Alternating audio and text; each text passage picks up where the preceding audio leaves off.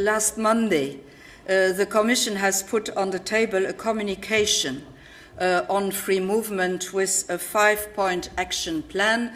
This is what I'm going to defend in front of the Ministers of the Interior beginning of December, and in front of the European Parliament also beginning of December. Having said that, let's come down to principles. Now, free movement is a fundamental pillar of the single market. And the single market is something Britain has signed up to, and it's very dear to the heart of Great Britain. But you must know that in the single market there are 4 freedoms. There are the free movement of capital, of goods, of services, and of persons. You want the 4 or you want none. If you sign up to the single market, and this is since Europe exists, the free movement is one of the fundamental pillars of the 4 freedoms. And there are a lot of businesses, of persons, of economies in Great Britain profit of this. Free movement of goods, services, and British banks. British telecom companies, they benefit of the free movement to establish themselves, including in Romania and Bulgaria. British tourists, they profit of the free movement. You know that in Bulgaria there are whole British villages of holidaymakers who have bought a house there. And then do you know that the UK is the 4th biggest exporter of UK citizens to the rest of Europe? So the 4th most citizens which go out are going out from Great Britain. It is 1.4 million.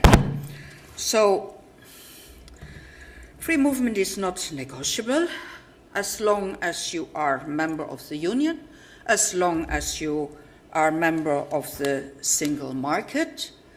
And I cannot understand, on one hand, I don't understand the political logic, you see, because Great Britain has always and continues to be a big promoter of enlargement.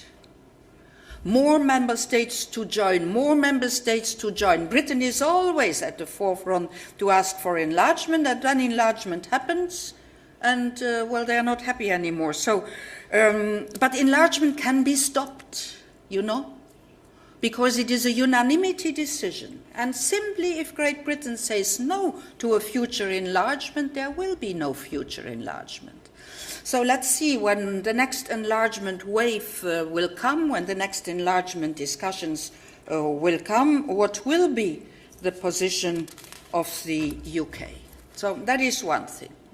And then when I go back to the directive of free movement, the directive of 2004 has been signed up by Great Britain also, and I continue to read this because so many member states interpret into this directive what simply is not written in the directive. The directive does not say that you have to provide benefits to those who are not working. Simple as that. So I would ask all these governments who, for party political or other reasons, make noises, to look at the directive, and then, on basis of this directive, to get their own house in order. Because there are many things you can do at national level in order to prevent, for instance, benefit tourism. And if you read the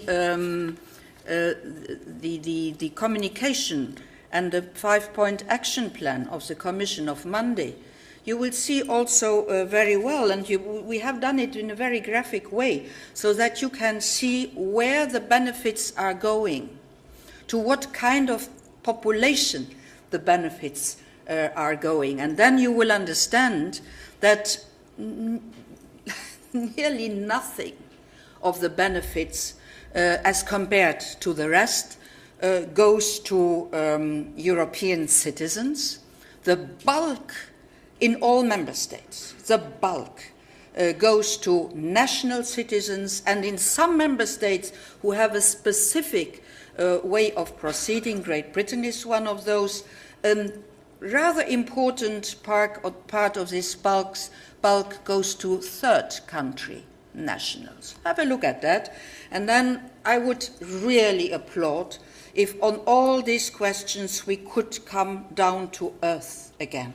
Look at fact and figures, see what has to be done in order to solve the small problems, and then see what kind of political messages you give in order to solve the big problems of perception which the politicians have created themselves in their member state. There needs to be a proposal of the Commission in order to change the directive. The Commission has been looking at this directive, and that's why we have the communication, where we say that on the basis of this directive, 5 things can be done in order to, for instance, fake marriages, or white marriages as you call them, in order to stop the misuse.